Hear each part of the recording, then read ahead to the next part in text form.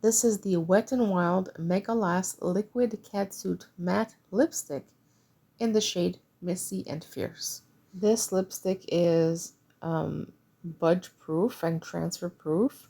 It's not like uncomfortable, but it's matte, and you can feel when you're wearing it that it's matte. Like it doesn't have a moisturizing or hydrating feeling, if that makes any sense. I really like this applicator. Makes it really easy to apply. Red lipstick is hard to put on. Now, because this lipstick is very matte, I actually applied lip balm to my lips beforehand and then let that sit for 15-20 minutes.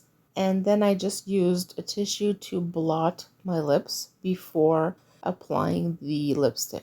I used the tip of the applicator to do a more defined line. Now, it's very important that you do not let your lips touch and you let this dry for a good 60 seconds. This part is not necessary, but I just like to take a lip liner to go over the outline of my lips, making sure that I have some nice crisp lines. This lip liner is by Studio Makeup.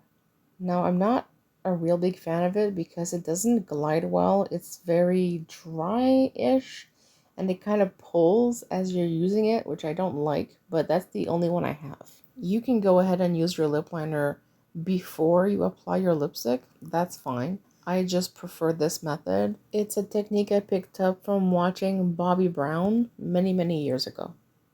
So this is the finished look. I think it's such a beautiful shade of red. It's not too orange, not too blue. It's just perfect.